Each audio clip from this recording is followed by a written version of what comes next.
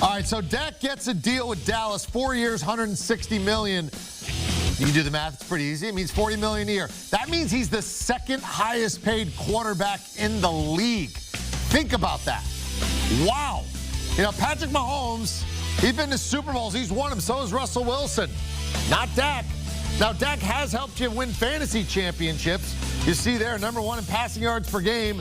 And he's been a top 5 fantasy quarterback since 2019. That started. But keep in mind, his record against teams over 500 over the last 2 years, 1-10. And his numbers are not good in those games. That might have got it done before. When you're making $40 million, now he's got to win big games. He has 1 playoff win in his career.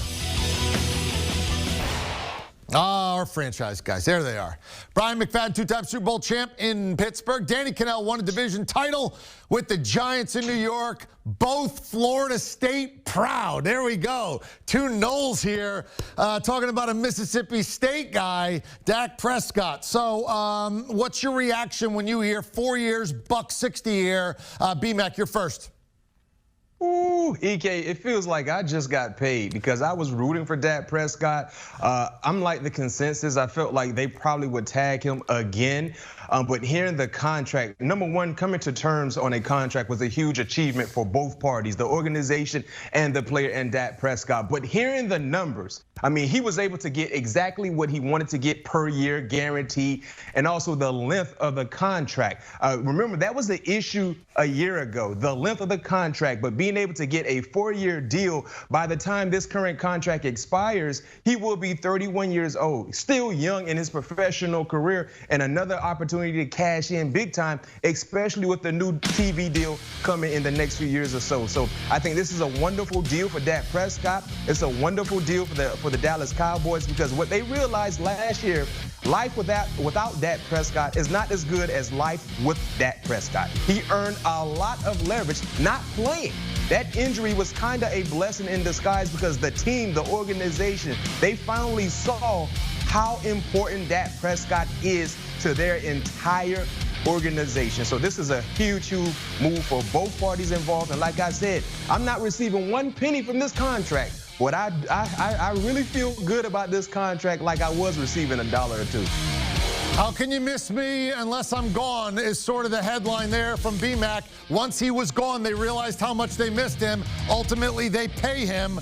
You know, it's like the old wise man where, you know, something happens and he goes, we'll see. Oh, it was a terrible day when Dak got hurt. We'll see. Maybe it turned out to be the impetus to get this thing done. Danny, your reaction to 4 years, $160 million for Dak Prescott? Wow. I mean, I'm sure Jerry Jones, there's a part of him that is just kicking himself for not getting a deal done a year ago when the numbers were 33, 34 million. And everybody's like, no way, they can't pay Dak Prescott that much. And yet Dak was willing to sign there. He just wanted less years. And this could have been done cheaper. But Jerry said, nope, we're going to tag him. And then now Dak had all the leverage this season and gets this unbelievable deal for him, which is great. I still think Dak Prescott is one of the most undervalued quarterbacks up to this point. Now he's valued just fine as the quarterback for the Dallas Cowboys. Now I wonder what this does for his reputation and what does this do for the Cowboys? Where else can they spend some money after they've committed this much to Dak Prescott? And the perception of him will change. Now the expectation is, all right, you're getting paid as a top 3 quarterback in the league. You need to go perform as such. And it's going to be interesting to see how this plays out if Dak Prescott delivers that kind of value on this deal. Let me follow up, BMAC, and what he said, because you and I have bandied this about on Sundays for years now about Dak Prescott. So let me play devil's advocate. Look, I love the guy. I think he's a wonderful guy. I think he's a great ambassador for a franchise.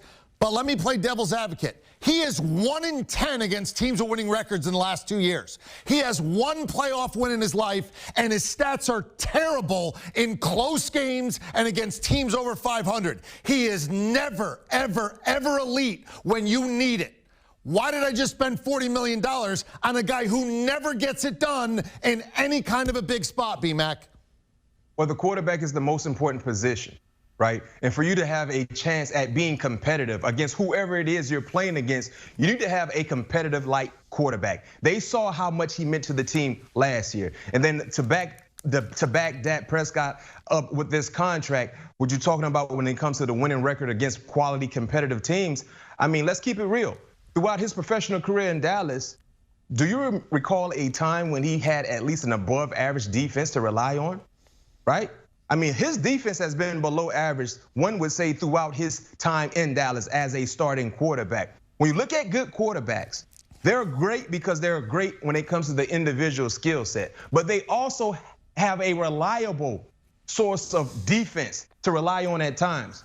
I mean, some of the greatest quarterbacks in National Football League right now, their defenses might not be stout consistently, but they're opportunistic. They make timely plays. Dak Prescott has been put in situations, especially the last 2 years when he's been healthy, to win ball games every week. It's easy to do that against the bottom dwellers of the league, but when you're playing against the above average like teams, EK, it's going to be very, very difficult. So me personally, being able to sign Dak Prescott, number one, you're showing gratitude to him and showing him how much he means to the organization. Number two, now you have the money to spend elsewhere to improve your defense. Because if he had to play under that cap, that franchise tag again, they would be handcuffed at the cap. They would not be able to go out and spend money to improve their defenses. So this is actually a great thing for the organization because they have a lot of holes they need to fill in the defense on all three levels, if you're asking me. And for them to be able to get the most out of Dak Prescott, for them to get the most out of their team in totality,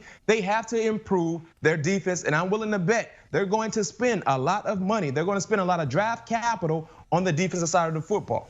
Danny, I know what my Cowboy fans would say, sort of in response.